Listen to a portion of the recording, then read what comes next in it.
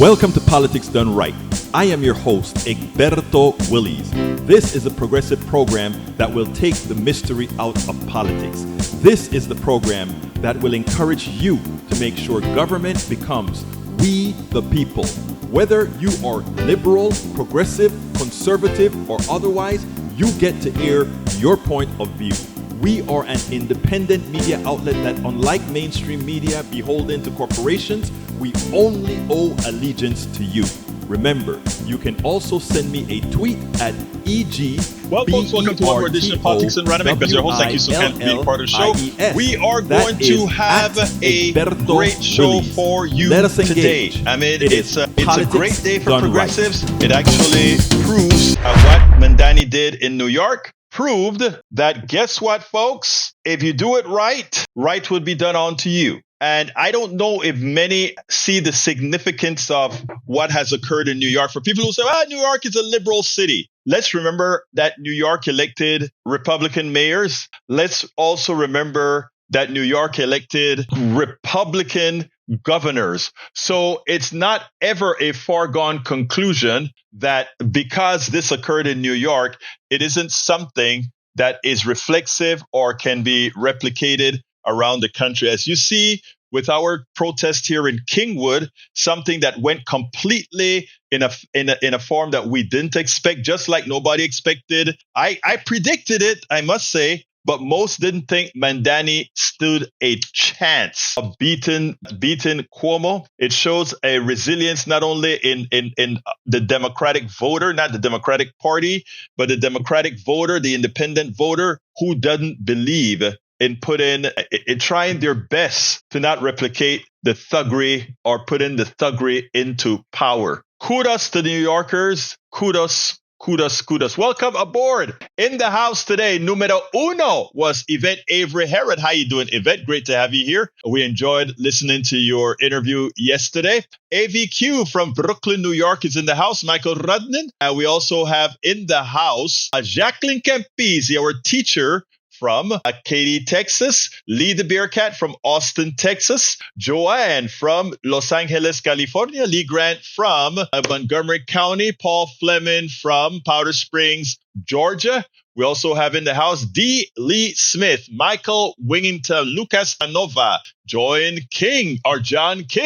My humble opinion. I love that. John King, my humble opinion. And we got For a Better World. Welcome aboard. For a Better World says, please call the Senate to say no to the big, ugly bill now. This is a message from our listener, For a Better World. He says, the vote is this week. Call 202-224-3121. Again, that number, and let me put it in the other chat. I'm going to put your entire message in the other chat as well, sir. This is from For a Better World. I'm going to put it in the other chat, For a Better World. And this is For a Better World's message. Please go ahead and remember, call that number. No cuts to Medicaid.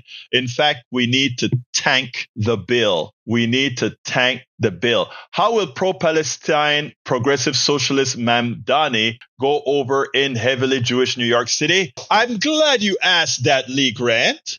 Very good question. Well, you see, the Jewish people in New York, a large percentage of them don't buy into the false rhetoric and the false anti-Semitism and the false, all these things that they try to put against progressives. They looked at the guy and they said, these people are full of it. And he has a huge Jewish support. Again, Mamdani, a Muslim, a democratic socialist, has a very large Jewish support, as he should, because the policies that he supports are for everybody. Welcome aboard, Janice Arcol, Lisa Katinka Lingroth. Welcome aboard as well. So as you see, the thing about it is he did what we talk about a lot of times. Be present, be everywhere. Show the people you really care. show the people you really want it, and show the people you understand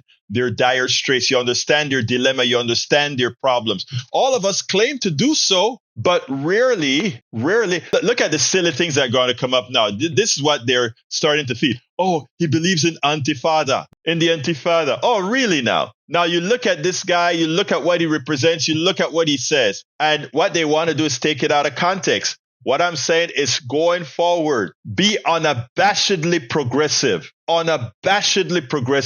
Discard the fear of going out and saying what you mean, because the people are with you. The progressive policies are the policies Americans want. But anyway, let's go ahead and get started with the first video.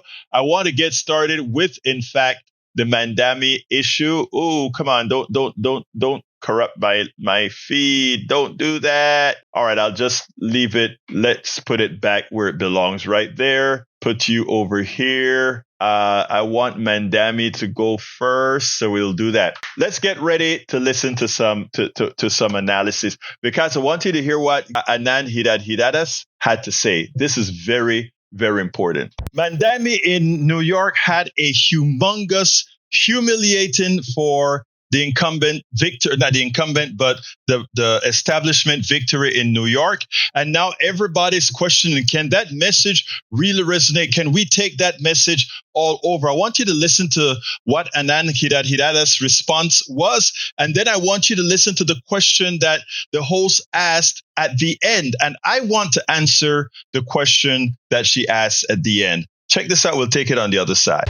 He's offering some great sounding policies, free healthcare or free childcare. I would love free childcare. Free buses, also you and me great. Both, Katie. Oh, yeah, Ashley, yeah. Everybody would. Everybody wants things to be cheaper and better. They want their lives to not be a struggle, as you were saying a moment ago. But a lot of these ideas, are they easy to implement? I mean, you already have Governor Kathy Hochul saying she's not going to raise taxes. It's not going to happen. She's worried about people leaving the state. Is he going to be held to actually accomplishing these things that he's promised? I mean, I think you have to start with what is possible. Katie, you and I are lucky to have traveled around the world, right? How many countries have you been to, Katie, where the things Zoran is proposing to be free are free? How many different places have you been where that is the case? So you and I may have traveled more than the average American. So we know that. We know as an empirical fact that somehow a bunch of countries less affluent than us have managed to make those things free. So I tend to not start political analysis with like, what does Governor Kathy Hochul feel?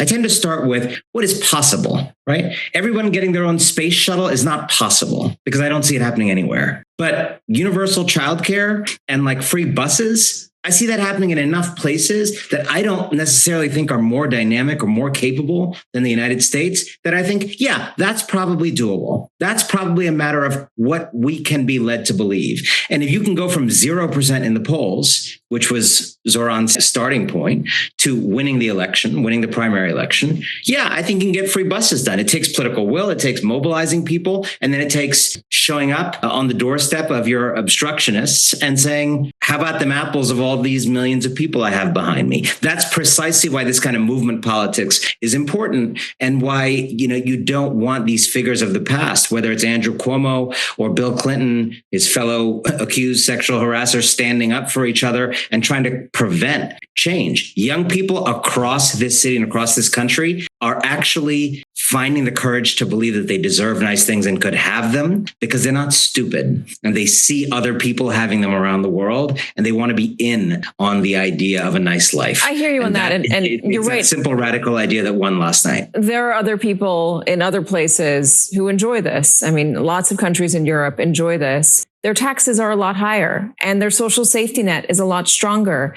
and they have pensions. So the savings accounts of regular people aren't as big. They have free healthcare. It's all that stuff that goes into enabling a society like that to exist. It's kind of a wholesale rethinking of how we do things. They also spend less money going to war. They do spend less money going to war. You can save a lot. You can save a lot without those beats. And I agree, but in order to get some of this stuff done, and don't get me wrong, I think everybody would want it, or a lot of people would want it.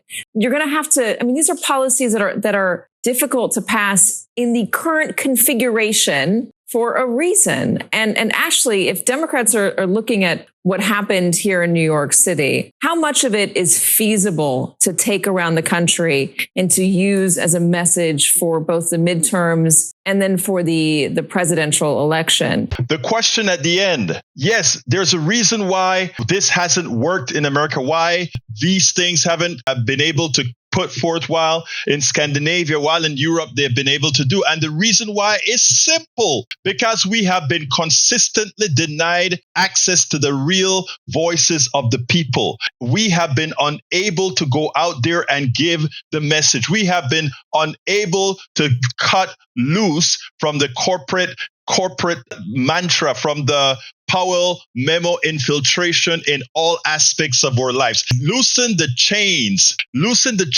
of the mind, loosen the chains from the corporatocracy, loosen the chains from all these other areas, and watch how we can get to the people and start saying, demand what is yours. Demand it. Because you know what? You know who is scared of you? Those up top. That's why they spend so much to misinform you, because they are scared that if you start to think critically, you ask the question, why is it that a rich country can't afford to take care of its own, while the countries that are not as rich can do such a marvelous job of doing that? Folks, we got to wake up. Let's do it now. We spend a lot of time deconstructing the news, trying to... Yes, we've got to wake up, and we got to do it now. We've got to wake up, and we've got to do it now. Let me go see what else we got out here. See the Canadian boycott. That's what Reverend Carlton says. In the house, Susan Chigoda, Peter, Rev Carlton, America, lies. So much so I agree. Let's see. Ann Keller, welcome. Just joined. Let's see what we got here in the chat from any responses. Anthony Franco from Laguna Beach. Welcome, Anthony Franco. Michael points out that the Intifada, civilian uprising against oppression, the resistance just said in another language. You know, again, that is a problem. When you have a population that doesn't do a lot of reading and thinking, you have to explain everything. And sometimes a lot of what progressives have a tendency to do is just not explain. We have to do the work.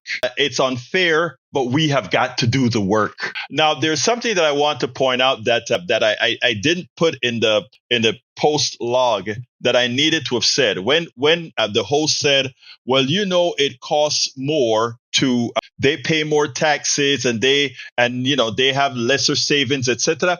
It is sort of misrepresentative, right? Because here is the thing, folks. While they may pay more taxes to get universal health care, what they forget is that if you are paying right now, you have to pay every month anywhere between $800 to $2,000 a month for health care. And then you have deductibles to meet that you have to pay for. And then you have co-pays that you have to pay for. Don't you think that is a tax? Don't you realize that costs you more than, let's just say, the government has a higher tax rate? Let's say instead you pay $5,000 more in taxes, as opposed to all these other co-pays and premiums and all of that. Again, we have to critically think. We have to get Americans thinking. We have to let them see that when they fool you about, look how much tax you're going to have to pay. In reality, you're going to have more. They need to get off about how much more you're going to have to pay and talk about how much more you're going to have in your pocket and how you're going to have peace of mind, knowing that if you are sick, you don't have to say, I can't go check this out because there's a copay to pay, there's a deductible to pay. And what if it's something serious? I can't afford it. I'll care. I can't go to work, or because I know I can't afford what childcare is going to cost. But your productivity in the economy is so much better if you get a childcare. I mean, it's a different way of talking and thinking. And what Mamdani did in his social media campaign, he didn't have the budget that the billionaires gave to the other candidate. What he had was messages to teach in a manner that people could understand. And that's what we have to do. Progressives have to put the effort in. if the other side asks you a question, answer it. Well, the people in Scandinavia pay more taxes. No, they don't. You pay more taxes. How is that? What is your bill for your healthcare right now? I am paying $1,000 a month. Okay. Suppose the government charged you $750 more in taxes, a month more in taxes, and you never have to worry about paying another medical bill or whether you have. Wouldn't that mean you have more money in your pocket? Yeah. So why don't we do it? Because we have a plutocracy, an oligarchy, a capitalist society whose intent on making you dumb so that you can't see the reality of how these things work. And then you have the sycophants who, for some reason, even after these things are explained, they just come out and they try to find, is there not? I don't think so. I don't think so. Look, we just have to work with the people that are ready to listen. We have to work with the people that are ready to hear the truth, the people that really want progress. Progressives. Carl Cox from Riverdale, Georgia said, yes to progressives, no to Democratic Party leadership. Absolutely. Michael Rudden says, Governor Hochul said, I don't want to lose any more people to Palm Beach. I'd say if the rich don't want to pay their fair share, they can go. We neither need them nor want them. And here's the thing, Michael. If they run off to Palm Beach, right? Guess what happened to all those rents that they are willing to pay those exorbitant prices for? The only reason an apartment in Manhattan costs what it costs is because there are people willing to pay that price. Let the rich folks get out of there and they won't be fighting for that space anymore. And guess what happens to the rents? It tanks. Supply and demand still works in an economy. It still works. So you're right about that, Radin. C'est la vie. Go. All right. Anthony Lefranco, welcome aboard, brother, says, we have insight. Insight defeats indifference. Indifference enabled Trump to win. What we do is we have to go out there and be there. What Mamdani showed is presence is one of the most important things. Presence. Don't take people for granted, but presence. All right. Michael Rudden says, Egberto, other countries value their citizens, ours not so much. And those are the narratives that we have to put out there. The corporatocracy cares nothing about you. Your government thus must care. The corporations are there to make money for their shareholders. Inculcate that into people's minds and understand that the only one that is powerful enough to look out for you against the mega corporations is in fact your government. We the people. All right. We the people. All right. Let's see. Michael Rana says, reading, thinking. I just Googled intifada, meaning anyone can do that. Exactly. But you know what? The idea is we have taught folks not to think objectively. Anthony Franco, we have insight. Insight defeats. I read that one already, right? I read that one. But yeah, we have the tools. Let's do it. Absolutely. All right. Let's see what else we got here. Mike says the tax of single payer would cost less than the amount you already pay for your private healthcare, much less actually. Plus the copays, the deductibles, the premium increases, and you won't have to worry about healthcare denial of coverage when you actually need the insurance, unless you are in the top 1%. Pay your fair share. Yeah, of course. That is definitely. All right. Anthony Lefranco also says, someone tell his campaign to create activities to build on his personality, diffuse the unfamiliar. Actually, who are we talking about, DeFranco? Lee Grant says, Scandinavia produces high trust, orderly societies. We don't have that here. Here, everybody hates each other. I mean, no, the hate is ancillary. The hate is for us to keep the lousy healthcare that we have, for us to keep a capitalist system that extorts, a capitalist system that extracts. We have to create hate. Now, we the people can stop that. We the people can forego the manufactured hate. You know, I think about somebody that you hate, and then you meet them in a coffee shop, and you realize, oh, wow, you know, we have a lot in common after all, man. Wow. We have a lot in common. And you don't hate that much, or you go on a retreat and you don't know what somebody's political ideology is. And you find out, oh, damn, we kind of like the same things. Wow, interesting. The hate is manufactured. It's all in the Powell memo. It's designed. It's to hit your carnality. All right. Let's read some from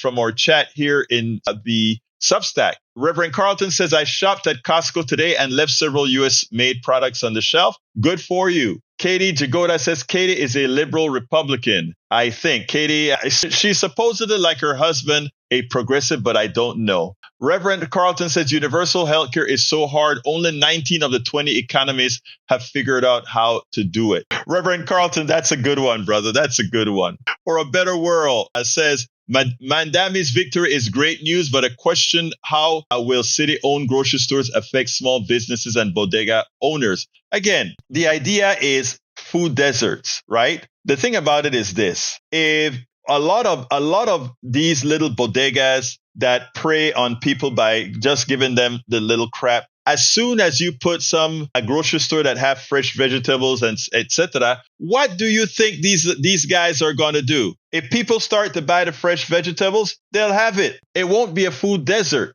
You see, it's easy to sell these packaged products, right? But these companies as well could go ahead and bring these other products in. I tell you what I think Mamdani could do is have things like, okay, we will buy, the city may buy in bulk to supply the bodega so that their bulk buy-in would equal similar to what Walmart bulk buy-in is. And then they can sell it at that price to the bodega. There are a lot of ways to look at that so that you don't destroy the essence of the city. In other words, a lot of people love the bodegas and all of that, but the bodegas can't afford to buy 10 heads of lettuce and sell at an acceptable price. There's a whole lot of stuff like that could be worked out. The idea is not to have all the answers now. The idea is to go ahead and create the framework and make the answers work. All right, let's see. Reverend Carlton says the left wing would enable the American eagle to move forward. Two right wings make for a death spiral and dysfunctional.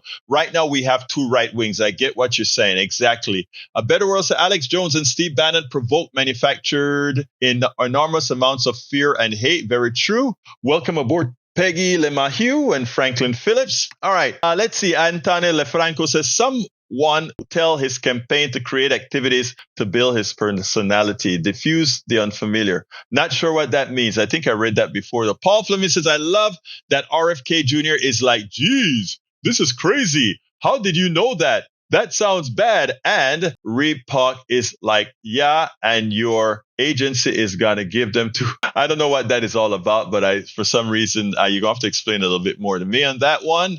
Lee the Bearcat says, government-owned grocery and getting rid of police. Whoa, that is eye-opening. Now, if that is a message you got, that just shows that you are wearing colored glasses in order to vote against your own interests. And people do that all the time. Republicans do that. That's the only reason they can vote Republican. They have to convince themselves of a lie. And after they convince themselves of a lie, that gives them the ability to vote against their own interests, because the lie that they're telling themselves would actually be worse than the lie they're voting for. All right, let's go ahead and get to the second video. Let's go ahead and talk about, we have two things about the big bad bill. And like I said, we are not going to take our eyes off of the ball. We are going to keep our eyes on the ball. So here we go with another one on the big bad bill. Elizabeth Warren nailed it. She nailed it. Republicans have a new, not a real method.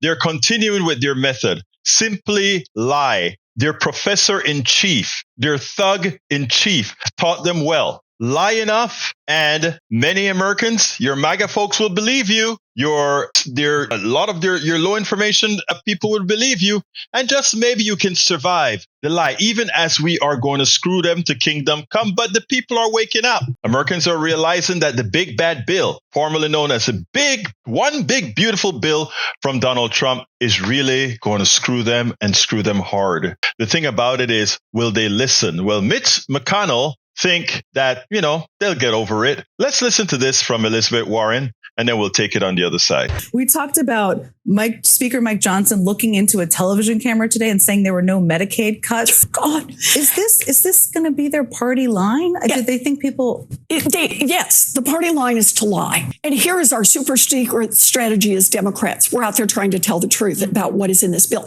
Because when people hear about the bill, when they understand what this bill is about, by about 2-1, they say that is a really terrible idea. And that's not just Democrats. That's independents. That's Republicans. People don't like this. So here is a bill that will take away health care from 16 million Americans. It will close community hospitals and community health centers all around the country. It will cause nursing homes to close when seniors who rely on that Medicaid to pay for their being able to be in those nursing homes, when that goes away. Your neighbor who relies on a wheelchair, who has a home health aide, as they make the cuts, slash the cuts, people all across this country are calling their senators and their Republican senators saying, vote against that bill. So today, at least the secondhand information is a lot of Republicans stood up at that caucus lunch and said, this is bad. This is bad. And Mitch McConnell told everybody to calm down. Yeah, people don't like this. It's terrible. They're going to lose their health care.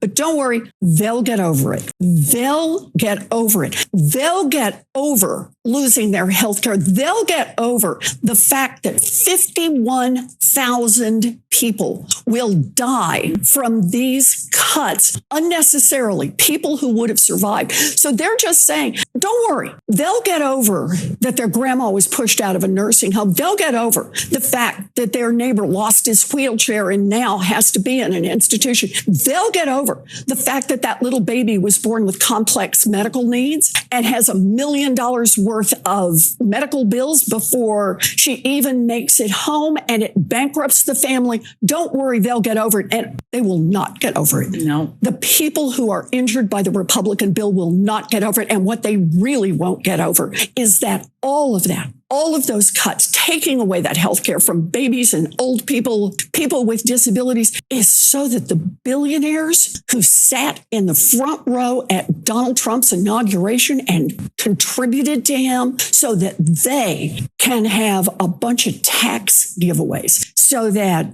Jeff Bezos can buy a third yacht and buy Venice in order to run a $10 million wedding. This is not who we are as a people. We are better than this. And I think what the Republicans are hearing is from people all across this country, Democrats and Republicans, who are calling in and saying, vote no, stop that bill, stop that bill. It hasn't become law yet, and we really have a chance to stop them dead in their tracks. So let's be clear, folks. At some point in time, your gullibility must end. Remember, Latinos por Trump, we're told. No worry, even if you're undocumented, you'll be okay because we're just going after the criminals. So your cousins who are citizens, it's okay to vote for Trump because remember, you don't want to vote for that woman. So vote for Trump. It's okay. Even as he talks about deporting, he's just going to do criminals. And I promise you, you are going to be okay. So tell your aunt, tell your sons, tell them it's okay to vote for Trump. We got to vote for Trump. And what was the turnaround? He's deporting. He's manhandling. He's racially profiling what a Latino should look like. And whether you're an American citizen or not, he's getting rid of you. What do you think he's going to do about Medicaid? He's telling all you folks out there, no, we're not cutting Medicaid. Mike Johnson, the Speaker of the House, looks you in the eye through the camera and he tells you, we are not cutting Medicaid. And Mitch McConnell says, yes, we're cutting Medicaid, but the people will get over it. So when they're together, they admit they're cutting Medicaid. Tom Tillis, the senator from North Carolina, says this is going to be our Obamacare. This is where we are going to lose anything. Do you think Donald Trump cares? Of course not. He's out of office after this term, we think. He's out of office. And many others, they'll just go ahead and do the vote. And when they get beat in the midterms, they'll just go and work for a lobbying firm and you get screwed. What you got to do is you have to get those few Republicans that really believe in governing but are scared of Donald Trump. You have to give them the spine. My Republican brothers and sisters, you have to give them the spine to stand up for what's good for America. Because if this bill passes, we all know what the results are going to be. We all know that many of your mothers, your fathers, your brothers, your sisters, they're going to be kicked out of that nursing home. Your disabled friend is going to be kicked out of that wheelchair or not able to get that prosthesis that they need. Because again, they're coming after the money that we have all saved for you via our Medicaid taxes and passing it all on to the billionaires. This isn't conjecture, folks. Tom Tillis himself, a good Republican that attempted to just be as MAGA as he needed to be to survive, came out with this chart that pointed out, yes, in fact, there are cuts to Medicaid. Yes, in fact, it will screw some of the least of us. Folks, you've been warned. Latinos, you were warned. You believed. Now you're being screwed. Now, again, your families are sent back. Your wives are sent back. Those of you dependent on Medicaid, you've been warned. The question is, will you ensure that you're not screwed, not only on Medicaid, but on taxes? Not screwed, not only on taxes and Medicaid, but on much more. Folks, we are talking about the destruction of this healthcare system as we know it, and an intense suffering yet to have been seen in this country. Absolutely. So there are a few things that I want to add to that, to this whole discussion that we're having so far. We have to change the narrative about free stuff. Because that is how, I work hard, you work hard, many of us work hard. And whenever we hear about, Mamdani wants to give free stuff, he's a socialist. They don't want to say democratic socialist. He's a socialist. You want to give free stuff. Nobody is asking we should not call it free stuff. We should call it public stuff. Let me tell you what I mean by that.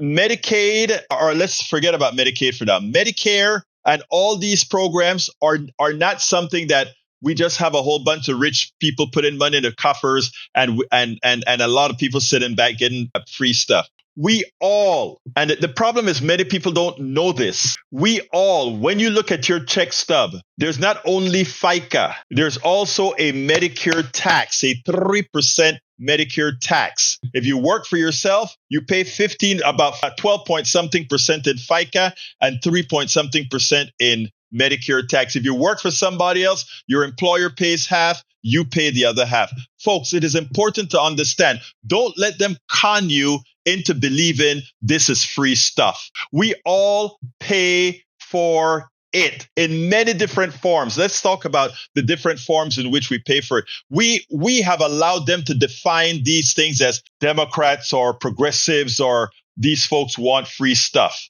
We allow them to define what income is. We allow them to define what work is. We allow them to define how much work, what one is paid for work. Let's give an example. All right. All of us pay 3% in Medicare taxes. So we're not getting free stuff. We pay Social Security taxes. We're not getting free stuff. We pay sales taxes. We're not getting free stuff. We breathe the air that actually gets us sick, that enriches the wealthy, the owners of the stock owners of these corporations. They allow stuff in the air that we breathe and get sick, and we pay the health care to get better. The externalities that come from other companies. Don't fall for the free stuff. Your existence in America, existing in America, buying stuff in America, riding your bike, riding your car, driving in America is enriching somebody. And you are playing your part in this economy.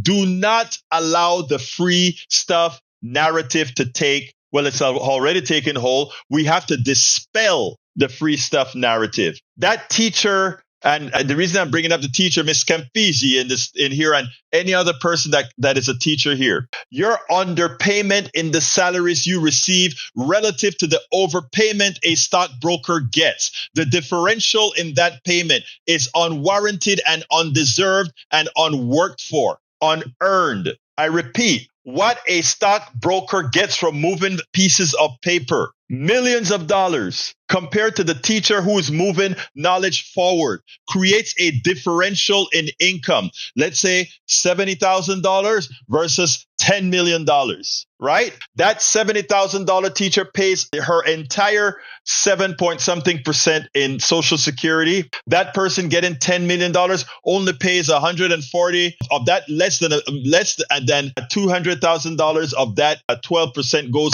into Social Security. Unfair. So when you say tax the rich, you bet your damn life you tax the rich. Because again, the differentials in income is not commensurate with the work being done. So that's why we tax the rich. Not because we want to take their money. It was never their money. It is within the capitalist system that allows the unworthy to get most of our monies. Period.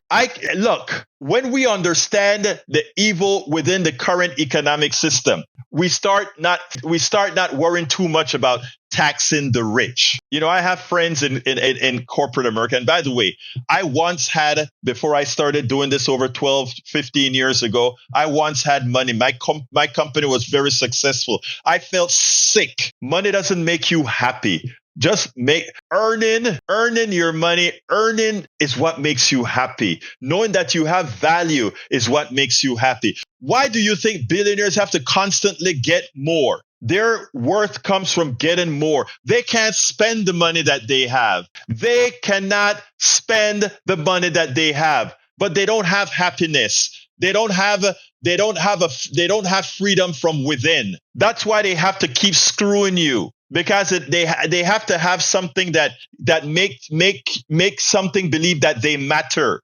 The best thing don't come from richness or having a lot of money. After you reach a certain amount of money, what's the point? What's the point? Jacqueline Campisi, a teacher, says, yes, a teacher. I could not live off my teacher's salary. Then she says, I am blessed to be married and have a second income. Again, but what she does for society. What she does for society is so important. We're having some technical problems on our transmission right now. I'm not sure what's going on. I am not sure why the transmission is breaking. We'll see if we can figure out what's going on here. What's going on? Crash. What is going on? Okay, come on. Are you going? There we go. We're back up, it seems like. It seems like we're coming back. All right, it seems like we're back. I don't know what happened there. It seems like we had a little glitch. It seems to have come back. I don't know what caused it. Anyhow, we had a glitch. Who knows? Maybe Elon Musk doesn't like what I'm talking about. Let's see if it comes back. I think it should be coming back in a minute. Elon Musk must be upset. All right, before I continue with my soliloquy, can everybody still see me? I hope at least you can hear. Let me see. Bear with me, guys. Let me make sure. Let me go to another phone and make sure that that the baby is still chirping. Because for some reason, we got a little glitch in our system. It looks like Egberto is still valid. Yeah. So it looks like we're still valid. It looks like we're still going. All right. So here's the deal, folks. I don't know how much you've missed. I don't know. Oops. Come on. Be quiet. I just did the phone. I don't know how much you've missed, but again, whatever the case is, the podcast that I process will come through in a minute. All right. So folks, bottom line is nothing is free and progressives are not asking for anything that is free. We're just saying that we have an economic system that does not reward people commensurate with the value that they have to society. And as such, the only normalization method that you have, the only way to solve that problem is, in fact, yes, tax the rich, because they're the ones that are taking the most resources and they're the ones who are least deserving in the aggregate. All right, I got a couple more videos to do. Let's see, I got the time. Yeah, let's go ahead and do the Lawrence O'Donnell video. I hope we don't crash in the process. We'll see. When a senator takes the time to hand out a document showing that the bill, the big, beautiful bill, when a Republican senator is going to screw their own, you know that the bill is bad. And you know also he's doing it for cover. In other words, you don't go out there and and put out something that you know is going to leak to say this came from Tom Tillis and he's telling us not to do it. The big, bad, ugly bill is going to harm us, and we are going to continue to talk about it.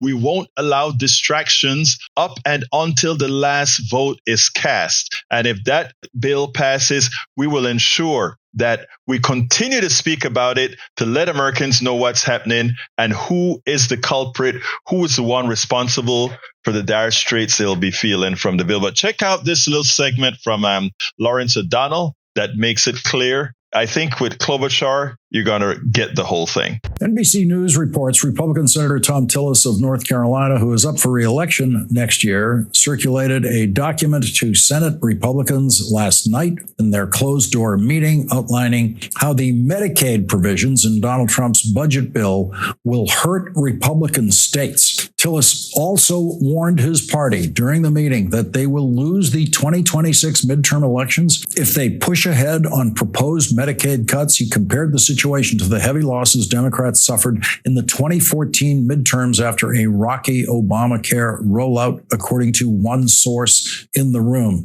Republican Senator Joshua Hawley of Missouri told NBC News today, "I don't think they've got 51 right now. The rural hospital issue is the big issue right now. I think it's a big issue on the House side." Joining us now is Democratic Senator Amy Klobuchar of Minnesota. She serves on the Senate Commerce Committee and the Judiciary Committee. Senator, thank you very much for joining us tonight. Is Senator Hawley right? Is the rural hospital issue the thing that is really tripping up the Republicans? And what does it mean for the rural hospitals of Minnesota? Huge. 300 hospitals nationally will close down because of this bill for two reasons. One, the Medicaid cuts. I'm not surprised that you have senators speaking out about that because 16 million people are going to lose their health care because of this proposal. Secondly, Medicare. The debt is so big from this bill, $3.4 trillion, $1 trillion of it in higher interest. Why? Because it adds to the debt. $3.4 trillion in 10 years. That actually triggers automatic Medicare cuts to the tune of $500 billion. All of this adds to huge problems to rural hospitals that are already thinly holding on. And there are so many red states that are going to be affected by this. 4 million people are going to be tossed off of food assistance, many of them in rural areas. And then, of course, you have the debt issue. So the way I look at this, Lawrence, you've got people that are rightfully saying this is immoral to do these Medicaid cuts, but they appear to be proceeding along as if it doesn't matter. You have people that are concerned about the debt that could be solved by just cutting off these tax cuts for people making over $400,000. That would save $2 trillion. And then my favorite, Lawrence, the oops caucus. The House members that say, oops, I didn't really read the bill when I voted for it. The Republican House members. I don't know what to do now. So it's a mess. But the biggest thing is it's a mess for the American people. There's reporting from that meeting, the Republican meeting last night, that Punch Bowl has quoting Senator Mitch McConnell saying the kind of thing that I always kind of guessed that he might say when the door is closed and it's just Republicans. He said, I know a lot of us are hearing from people back home about Medicaid, but they'll get over it. Senator Klobuchar, when they're trying to round up your vote and they're trying to tell you that Minnesota voters will just get over whatever the thing is that you've got a problem with, I've never known that to be a way to close the deal. This sounds eerily like people are going to die anyway. The point is that we should be treating the people of this country who have worked their whole lives for a living with dignity. We should be treating our seniors with dignity, and we should not be giving a whole bunch of tax cuts to the wealthiest on the backs of working people.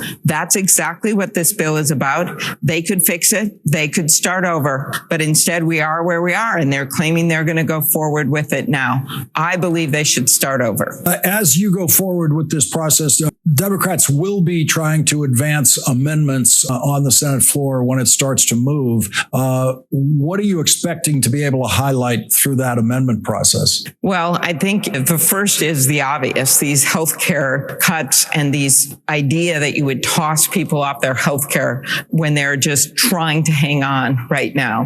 Medicaid and also the Medicare cuts. The second, I mentioned the food assistance, the fact that you are offered these reasons that justify you reality. The parliamentarian actually ruled that a number of these things were not even right under the Senate rules. And that's something that I've been pushing from the Agriculture Committee standpoint. And then you're going to have this issue of the debt and the idea that they're adding so greatly to the debt overwhelmingly to help wealthy people. And the interesting thing is, Lawrence, we've been united on this, Democrats, 60% of the people in this country in a Fox poll. Let me say that again, a Fox poll, which Donald Trump greatly criticized and made fun of Fox, but it was an actual poll. They said that 60% of people didn't like this bill. They think it helped the wealthiest. A very small percentage say, oh, maybe it'll help me. But the vast majority of Americans have figured it out. And they say it'll help the wealthy, which it will. Can one be any clearer? 60% of Americans, we know for sure, hate the bill, and they do understand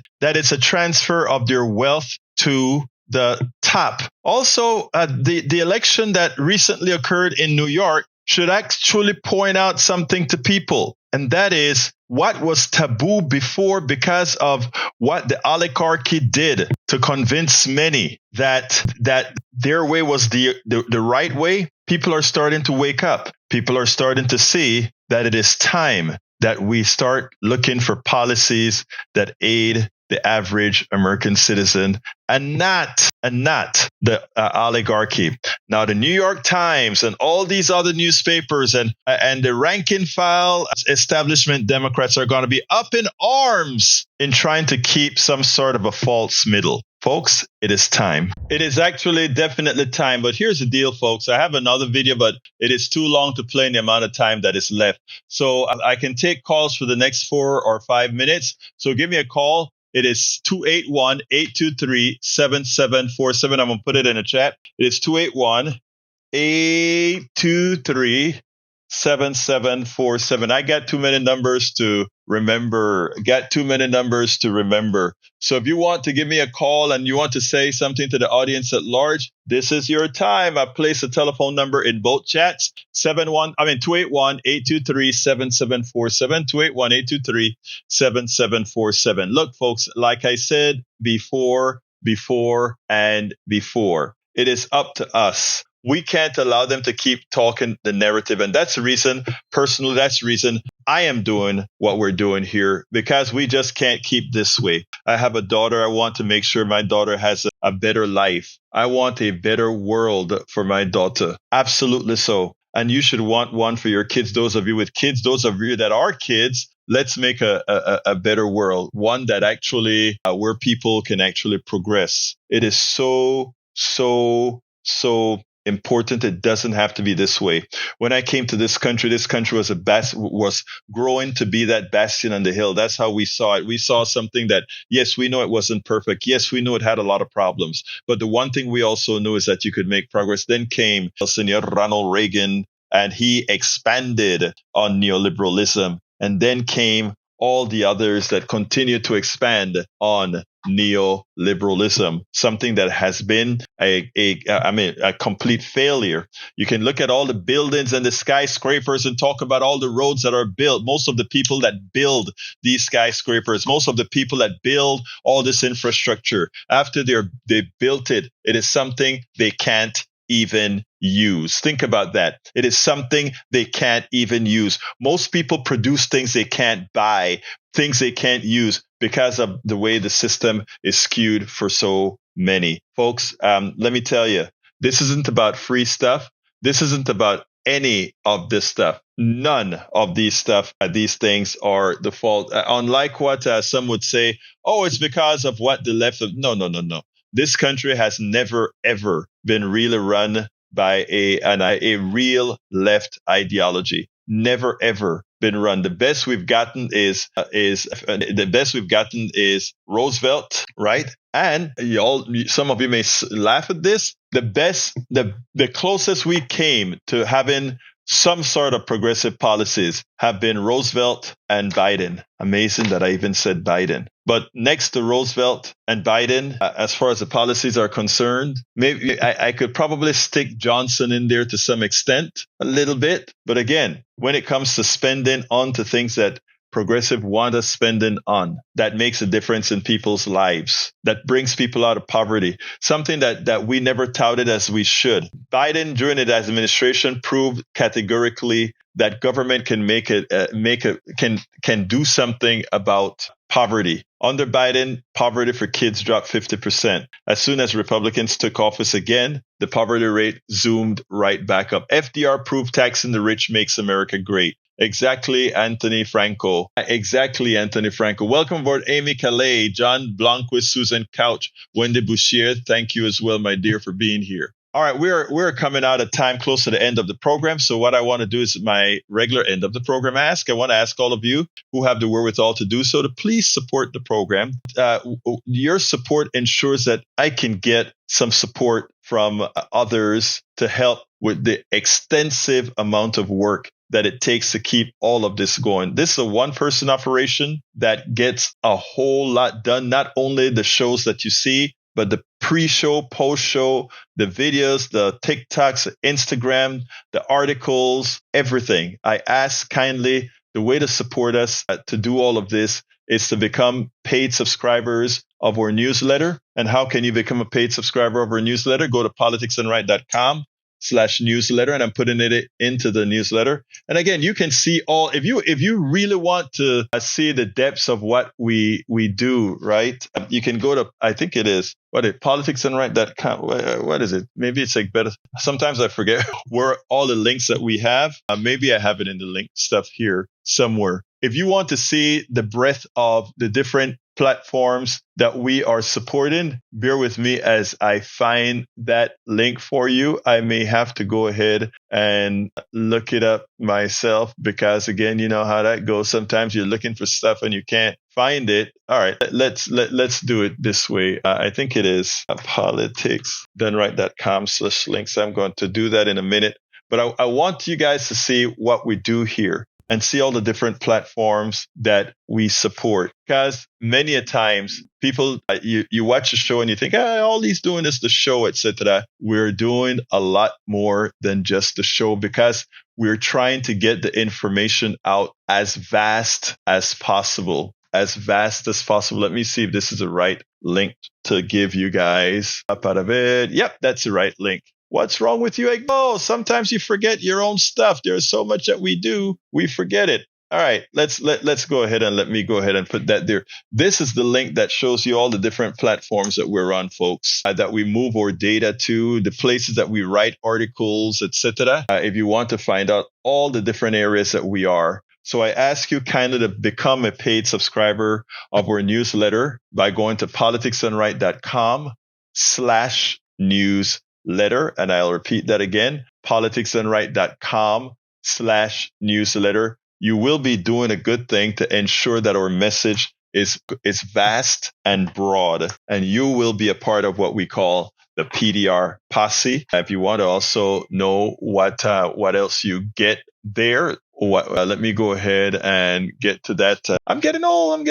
You can also find out all the benefits that you get, and I'm going to put the about in there. This is the about that tells you all you get from becoming a paid subscriber. There is about. Check out that link as well. Anyway, it is 4:00 and I got to clock out of here. Look, if you want to email me directly, email me at info@politicsdoneright.com. info@politicsdoneright.com. I love you all. Gotta go. Gotta process a whole lot more videos. Gotta go. But my name is Egberto Willies. This is Politics Done Right. And you guys know how I'm going to close out this baby. Out.